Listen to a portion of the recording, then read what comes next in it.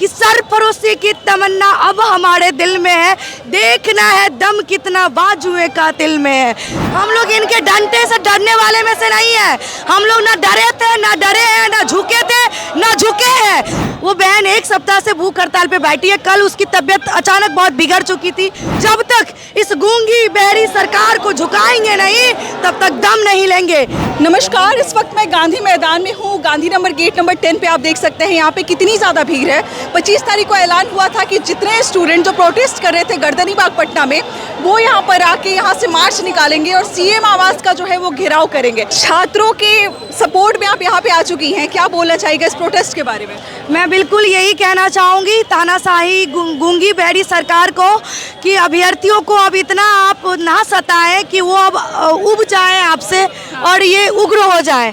मैं इतना ही कहना चाहूँगी कि जो भी कंपटीशन की तैयारी कर रहे हैं उस हर एक एग्ज़ाम में पारदर्शिता होनी चाहिए, बच्चों को सही इंसाफ मिलना चाहिए। अनशन करते हुए इतना समय हो गया, सरकार तक क्या बातें नहीं पहुँची? वही चीज़ तो मैं कह रही हूँ कि 1 सप्ताह हो गया, हमारे जो साथी हैं वहाँ पे भूख हड़ताल पे बैठी हुई हैं।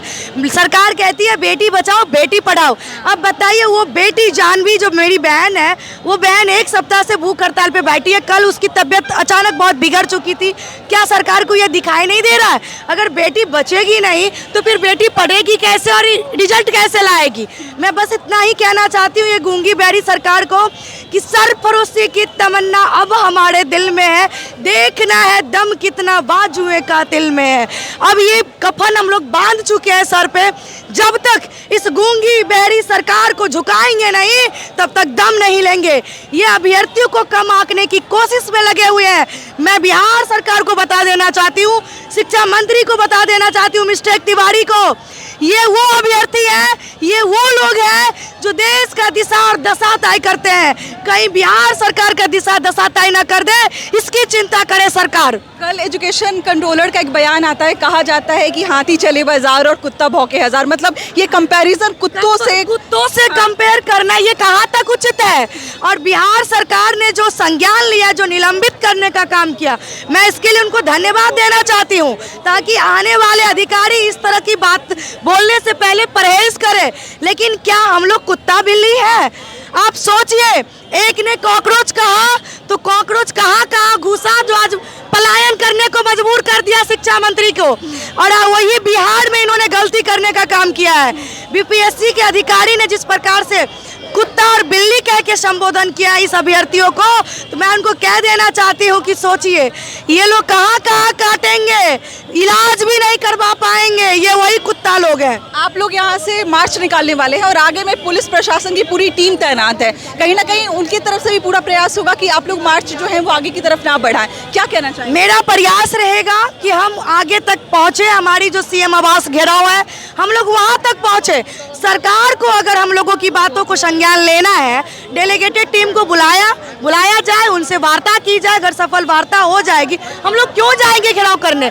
जो अभ्यर्थियों की मांग है, उनकी मांगों को सुन लिया जाए गंभीरतापूर्वक। ये सुनते नहीं। बीपीएसएससी का 3 साल हो गया वैकेंसी का, बच्चों ने फॉर्म भरा, क्या अभी तक कुछ हुआ? कोई एग्जाम नहीं। ये गूंगी बहरी की सरकार 15 दिन का समय मांगने का काम किए हैं कि हमें 15 दिन का समय दीजिए।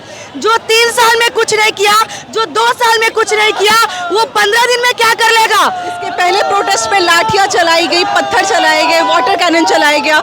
अभी आप लोगों को डर नहीं है कि आगे स्टूडेंट्स के साथ ऐसा ही कुछ किया जाएगा? कोई बात नहीं, हम लोग क्रांतिकारी लोग हैं और आज पटना की धरती क्रांतिकारी की बोली लिखने को तैयार हो चुकी है। हम लोग इनके डंडे से डरने वाले में से नहीं है।